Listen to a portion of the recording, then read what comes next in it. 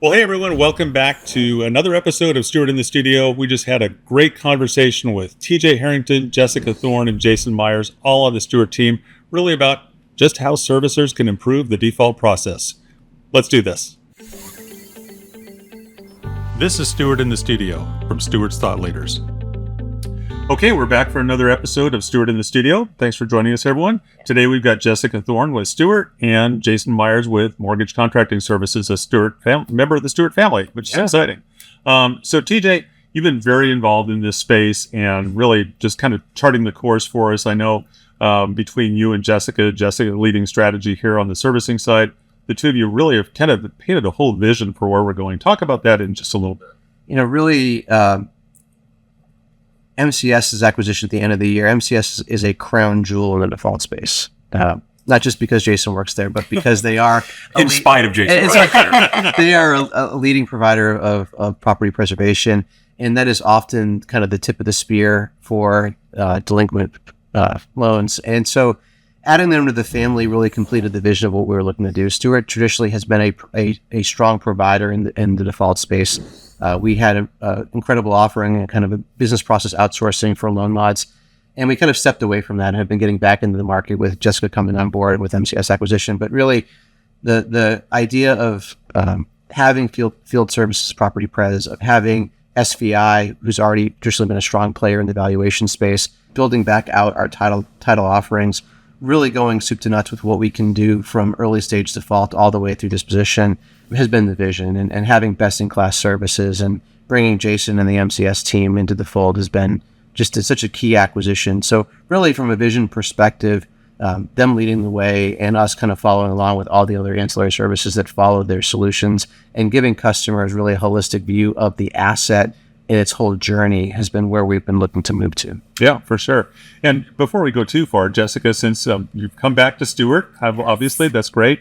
Just give us a little bit about your background, because you have a real rich background in this space. Just give us some highlights of kind of what that means. Yeah. So I'm on my second tour back at Stewart.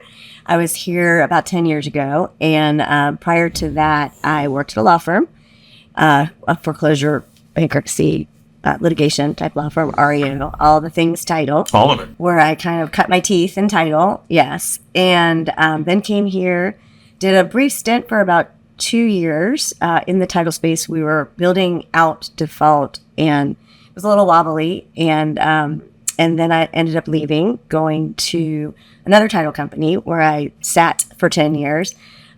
Waiting to come back. Exactly. Very patiently. Worked in the title space, worked with a lot of servicers, a lot of banks, managed the client-facing piece. And I'm just excited to be back here. Oh, so, and we're excited too. It's great that you've been sitting in all these different seats, and now you come back to serve those different groups. So, Jason, give us a little bit about your background too. So many people know you in this space, but just tell us who you are and what you've done. Been fortunate to be a part of MCS for 6 years now, which has been wild to think of, wild to say. Prior to that, I was a part of a group that was owned by a servicer doing services, title, valuations, auction, property preservation. And then before that, did 15 years at an event that's happening in a couple weeks. We'll be there. So I did about just under 15 years at the 5-star DS News at the time, REO Magazine before that, now Mortgage Point, but led their sales and marketing efforts there. So 15 years. Hard to believe. Right out of school. Aged you. I was there for 5-star 1 through 5-star 15. Yeah. Wow. So let's dive into the FHA space. That's kind of the focus today. Is maybe TJ, you can set the table on where FHA sits in the whole default space. Yeah. So we, particularly during the COVID and post-COVID era, had some significant loss mitigation, foreclosure prevention measures. With the Trump administration coming in, those programs have gone away, and we're beginning to see a pickup of distressed consumers, but particularly in the FHA portfolio and the VA portfolio. We're still seeing very strong performance with the agency paper, so less defaults there. But really, we're reverting to the mean, so to speak, of traditional default volume. So not necessarily heightened what we saw. It's not 2008 all over again. It's really much more of a back to normal, which feels exceptional because we've been in an environment where foreclosure volumes have been artificially suppressed. Yeah. So we're really back to business as usual. And the brunt of that right now is falling on the FHA portfolio. And FHA in particular is full of first-time home buyers. It's with a certain segment of population less affluent. And those are the consumers that are feeling the pinch the most from tariffs, inflation, job pressures. And so that they're under greater distress than any other portion of the market. And we're seeing that in early stage default. We're seeing that at the beginning of orders and MCS for the property pres pieces. And we're crafting solutions today that are specific to kind of the FHA process and requirements to make life easier for servicers and sub-servicers in that space. Because it's not easy, for sure. It's not. And unfortunately, it's fast changes from a regulatory pacing perspective with the rollout of trying to have new programs to serve borrowers as best we can, but also the math problem on disposition. Is it better to go auction? Is there still money on the table for selling on the courthouse steps or going to an investor? Or is it better to go through REO, do all the repairs and try and get full market value out of it? And that's a math problem that servicers and their investors are trying to go through today to figure out what the best disposition path is. And we have some that are even looking at beyond getting back to original sale. Can we add dollars and create something that is a higher value because there is such a dearth of property? So we can create something that's got a little bit more value, maybe a little more attractive than some of the properties in the market. There are a lot of decisions to be made. Yeah, and with the low inventory, that's an absolutely viable option. And you guys see that because you guys are the ones who are out there with the repair options and giving servicers a look at, here's what this costs, and here's what your ROI might be, and here's maybe the marketing budget. And we've done that for a long time, but now as part of Stewart, with Jessica and the team, we're able to create something that's a little bit more strategic, that leverages our data, what we're seeing, and then actual real-time values and potential upside, which is... Yeah, because talking about the data,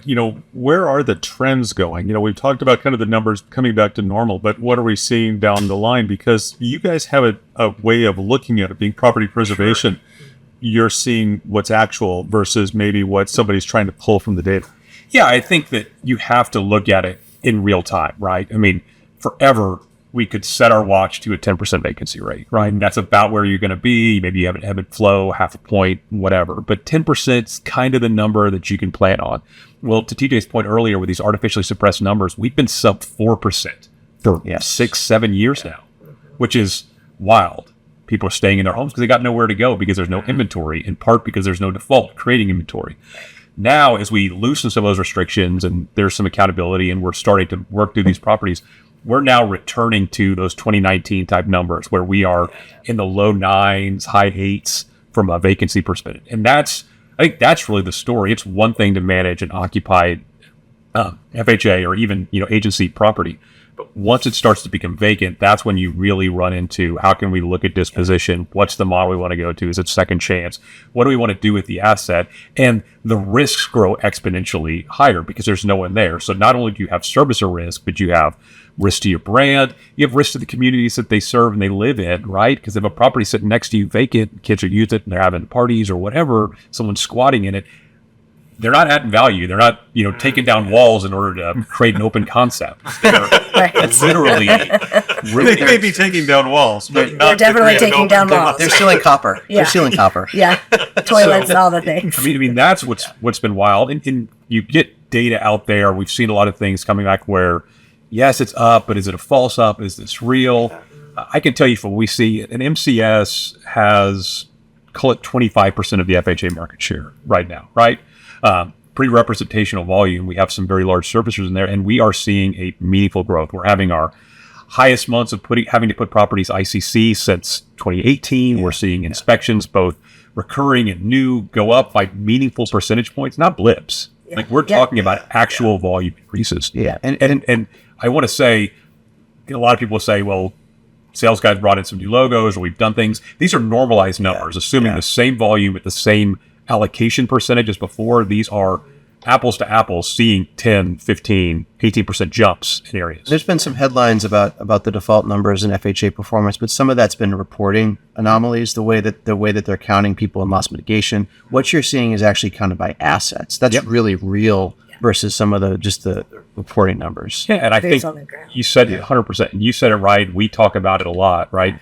Stewart's amazing at the data perspective, valuation, title, a lot of those things, but we're at property, right? And Jessica's got an amazing background doing the same thing. We know from beyond the zeros and ones or the Excel spreadsheet, right? We know 123 Main Street because we're there knocking on the door, mowing the lawn, whatever. Or seeing the hair grow out of the title. Yeah. Right. Exactly. And so I think that all of this change is really kind of, to your point, TJ, is bringing pressure on servicers. And so just real quick, what are they saying when you're talking to them about the changes in the market, what's happening? They're not worried about seeing it. They are seeing it. That's what our clients are saying. And so it's reactive to, this is what's changing. We're seeing vacancy go up. What are we doing to manage risk? How are we hitting timelines? How are we making sure that properties are getting, if they go through conveyance, getting conveyed on time, not getting reconveyed, and they're getting penalties? So how are you doing this? But also, I think what's not being talked about a lot, or maybe it is, maybe it isn't, but there's concern about the property, but there's also concern about the partners that they have in the space, because we had such a suppressed workforce. There was loss in volume that affected companies. Stewart, MCS, we're not absent to it. So they're looking at, do I have a property? What's the concern there? But additionally, what's the concern from my vendor pool, right? Are they going to be around next week when we have to do things? Because we can't react. We've got to be proactive now. So Financial, go ahead. It's a scale issue, largely. Yeah, indeed. Scale, financial stability, all the things. Yeah.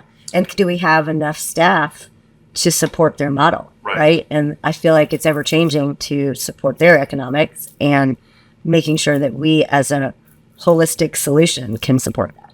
Protecting our clients' homes, values, and neighborhoods. That's the focus of Mortgage Contracting Services, a Stewart company, making us a leader in preserving, maintaining, and protecting properties since 1986. From inspections and property preservation to property registrations and conveyance condition management, we're here to care for your properties. With scalable technology solutions, protecting our clients' homes, values, and neighborhoods. Protecting your house like it's our house. This is what we commit to at Mortgage Contracting Services, a Stewart company.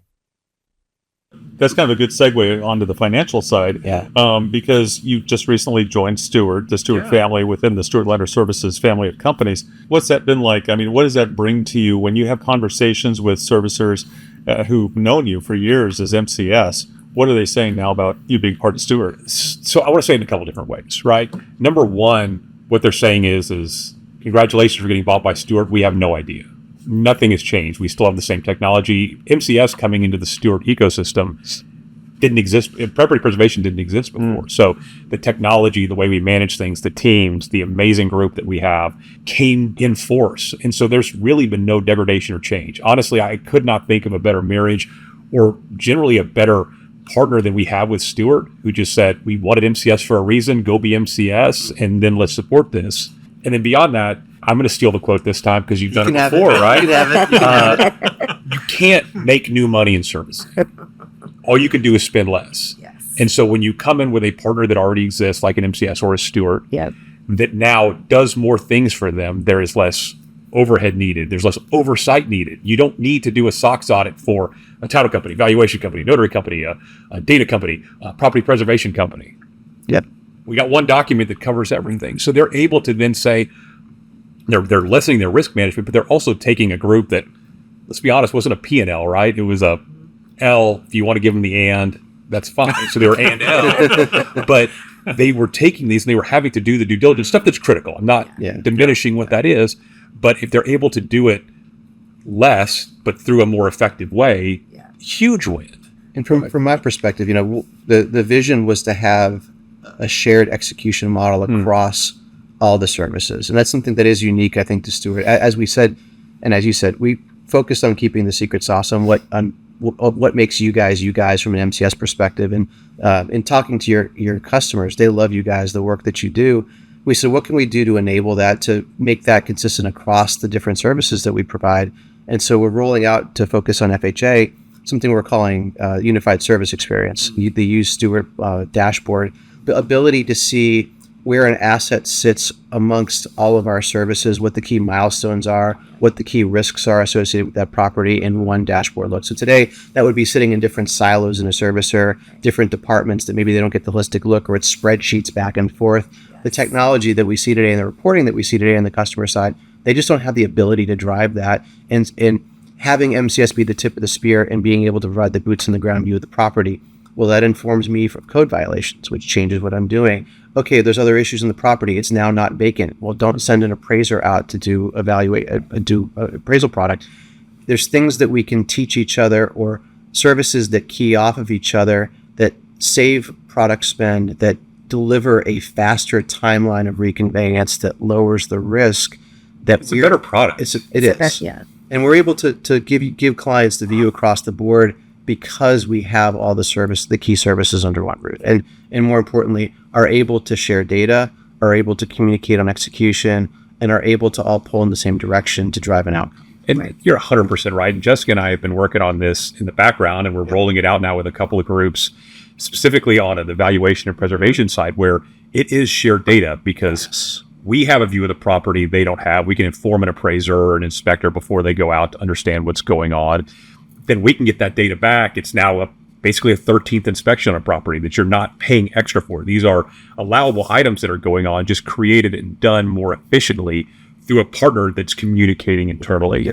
Well, and it's also it's helping with the economics, right? To your point, for a servicer to spend less is the key, right? That is the name of the game. So if we have purview and they have purview through some type of a dashboard where they're monitoring the life cycle, so to speak, of the property, and they see that the house, something exploded in the house, and they're not communicating internally, they're not going to need to order 5 more title updates while they sit and wait, right? So they're saving the update fee, they're saving on the potential valuation cost, and then they're investing in property maintenance and revamping and whatnot. And servicing inherently is a management business. Yes. Right? You are managing vendors, you are managing payments, you are moving things around.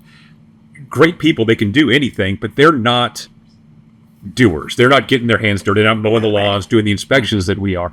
And if we're able to put them in a position where they can, from a dashboard or anything, share data and make informed decisions and run the program that they've been trained to do for their entire career, then they're infinitely more efficient. And that's just a better partnership leverage. And that's why I'm at MCS. I'm so excited to be a part of Stewart, and so thankful for Jessica and TJ, Marvin, and to a degree. Very thankful for Marvin. No, but what we're able to create together is something that is meaningful, that the industry hasn't seen in a long time. That is already through pilots. And happy to talk about it, but through pilots, we're creating real change and lowering overhead. And was able to effectuate the change. So, right. Yeah. Everything's been pretty static for a long time. I mean, there haven't been new players in this space. There hasn't been really new technology in this space. It seems like it's really kind of just been sort of status quo while these vacancy rates have been low and everything's been good, are sort of artificially low. So, and it's been data moving to actionable insights. Like that's where we're trying to go. That's right. Yeah. It's going from, again, numbers on a spreadsheet to actual things that can effectuate and to change and alerts, so you don't have to go find a needle in a haystack in the data haystack. There, you can have an alert raised. So you have some idea of what's. Well, and it creates a little bit more of a controlled environment for the servicer too, right? Where you may have less people focusing potentially on the dashboard, but it's the people who are focusing on the dashboard that help effectuate the internal change to push everything through. To use an analogy, really, of what one of the things that we're proposing, looking at originations in the home equity space, we've worked with originators to say, hey, what are your program guidelines? What are your credit risk guidelines? You tell us what they are, and when the order comes over, based on what the loan type is in the program, we'll know what services to order for you. So you don't have to build rule sets or understand what it is. It will just fulfill to your the specification is critical, right? Once we define the business rules and expectations. And so we're looking to do that same thing in servicing, to say, okay, rather than open up a rail and have actions flow from that, we get a status. We know what the next step is for you. let us give you a dashboard to govern, but let us control execution because we know what drives next, and because we're unified and hold all the process pieces. Use us for all the process pieces, and you get this really tight, controlled execution based on the rule sets that you predefine with us. Yeah. And that saves days and days and days, and time is money in service. Absolutely.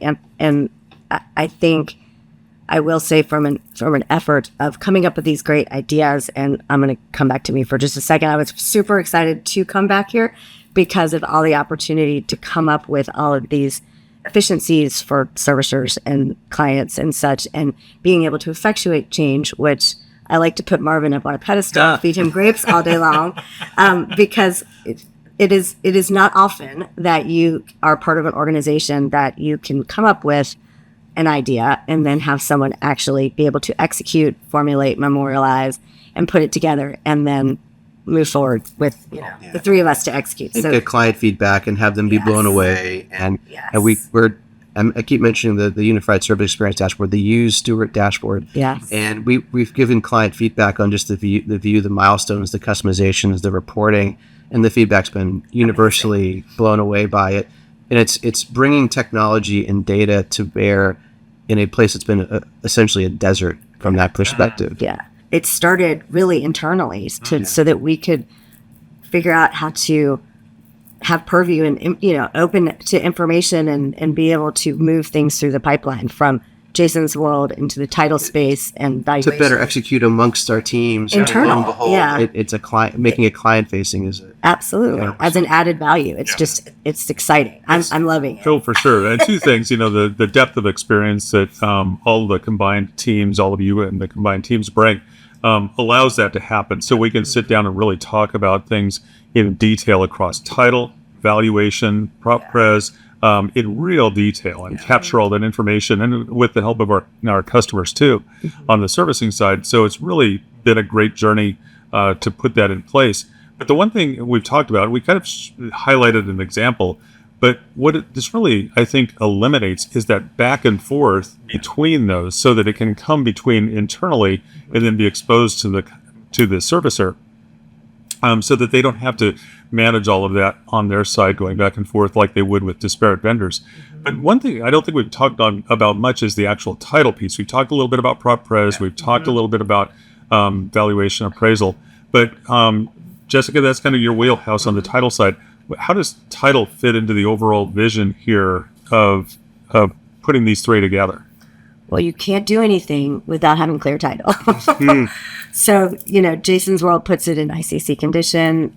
We order some BPOs, all the things that happen simultaneously. But without having clear title, you cannot convey back over to either HUD or FHA. So having the two married together is actually very helpful, so that we're tracking, the timelines are very specific, right? And so that we are tracking from either the end of the redemption period or when the property goes to foreclosure sale, and we are tracking together to make sure we have ICC condition, clear title, and then we are able to upload the final title package, because you can't do any of it without both. Every swim lane has to be operating, right? Yes. But the key is to communicate any changes or issues. Yes. Because we could run in, you could run into an HOA where a property has been sitting and there's a lien on it. Well, we've got it. That should be informing title, Correct. right?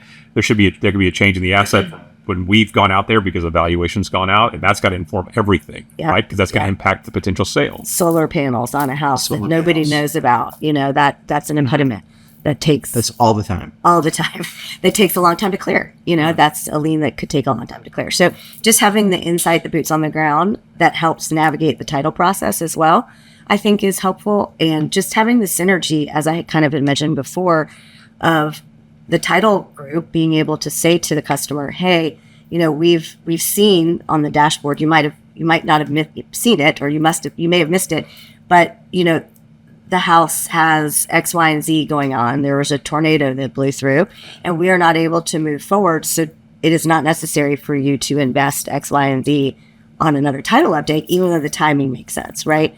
Being proactive, being able to help our clients, be more efficient and more efficient economics. And even on the flip side too, we're carefully monitoring foreclosure timelines for power of sale, trustee states, and for judicial states, where maybe a county's running slow. or maybe the timeline's not running, or the sheriff's deed's not getting executed, or they're pushing, hey, there's new mandatory mediation, and that changes the cadence of when Jason's team's going to go back on the property, or suddenly the property's occupied. Does that now change to you got to add an eviction, Kenna? Yeah. Or hey, there's now the need to quiet title to do a reformation of the mortgage because there's title-related issues. Let's secure the property and make sure, because it's now an extended timeline on the asset. Just those type of coordination items. That feedback isn't always normally there, but now we're able to better project out what a timeline for disposition looks like and stage services as appropriate, which ultimately is a cost savings. We also handle the foreclosure title, right? So having that internal communication and that end-to-end relationship helps in your world too, because let's say they're in ICC condition, they're ready to go, and title's the holdup, right? We have all of those relationships and all that internal communication where we can solve for things more swiftly and more quickly. And these charming guys are able to negotiate code enforcement liens off the property faster than we can to get. So that's just little things like that. That's true. Well, those aren't little things, though, right? They're not. They're not. And the challenge is normally, hey, I'm calling the county clerk, and they're telling me, hey, unless you go fix this, I can't give you a release or whatever else. Right. Well, these guys are on the property, and they're fixing it. It's in a quick real time, call. and it's a quick call. Hey, I just fixed this. Come on, take it. Or the data's already there. They just don't know it yet. That's right. Through access, That's you can right. pull that sort of stuff. And Absolutely. I think that's one of the big things, right? I mean, we talk about it in a lot of areas. I mean, talk about saving money from a headcount or right sizing standpoint, but there are real costs that are incurred by servicers that you can't claw back. If someone gets to a property but can't access to do an interior appraisal or valuation, or there is a code issue and you've got to have someone come, you're paying trip fees, you're paying update fees, all these things that FHA is not going to reimburse you for, Freddie Fannie aren't going to reimburse you for. But if we could solve the problem on site because our team was the one who was out there, they're the ones who did the key, they're the ones who fixed the code issue and have proof, here's live photos of this, and can share that, we're saving days, we're also saving direct dollars, right? I mean, it's not just ethereal ideas, there's real savings. Right. And going back to the unified concept with this dashboard, giving the customer the opportunity to see what's going on in real time, right? Because Jason's team is going to be updating that, which means the title team will update their timeline. And, whoever else needs to weigh in, they're able to see in real time versus let me wait for so-and-so to call me, or let me follow up on the spreadsheet that they sent me with their report last week. Let me ping for a status. And a day and a half later, I get it back. And then a day later, I send an action out. I've just lost 3 days in my process. Correct. Happens every single day. So the other part of it too is the opportunity amongst all of our groups, because we do have the collective pieces, is to put together the data with a nice bow around it for the claims full and partial claim process, and being able to have that data in a package to make that easy, which today is an absolute nightmare, right? Yes. And in our ability, because we are one company with one execution model, we're able to share data and to put a nice bow around it. Yeah, that is an added value too, because when you're going through this process, we kind of forget once it conveys over. For us, we're done. But for the client, there's still still work extra to do. process and things to do, and for us to be able to provide all of the data, so they're not clawing at different things and trying to pull data from God knows where to submit their partial claim would be helpful to us. Yeah. Now, as we wrap up here, TJ, we kind of want to put a bow on it for the servicers out there who are watching and trying to get their arms around where we are positioned. I mean, obviously, Beth Fowler leads the Stewart Lender Services family of companies. We made huge investments in the servicing space to make sure that we can accommodate all the needs of the servicers. What would be the takeaway or the message that you would say today? I would tell servicers and subservicers, hey, we're back in the market. We're here to be a meaningful contributor. We've made a large investment with buying MCS, bringing Jessica on as a partner to drive strategy, and are really here to offer a compelling vision of what can be done in the space, and to challenge some of the incumbents who've gotten very comfortable and allowed their service to stagnate and their innovation to stagnate. We're here to challenge them and deliver excellence like they've never seen. Excellent. Sounds great. And you're all going to be at 5-star. We will. Yeah, absolutely. Okay. So a servicer can come up and talk to you about the technology aspect or financial strength Absolutely. or how you all work together or Real-time examples of what we're doing for these people because we have that data to show the value that we have. great. Yeah. Okay. Well, thanks again for being on Stewart in the Studio. Thanks for having us. That's it for Stewart in the Studio. Find more episodes and insights at stewart.com/lender. We'll see you next time. This podcast is for informational purposes only and reflects the views of the speakers. It should not be considered legal or business advice, and listeners should consult their own advisors before making decisions.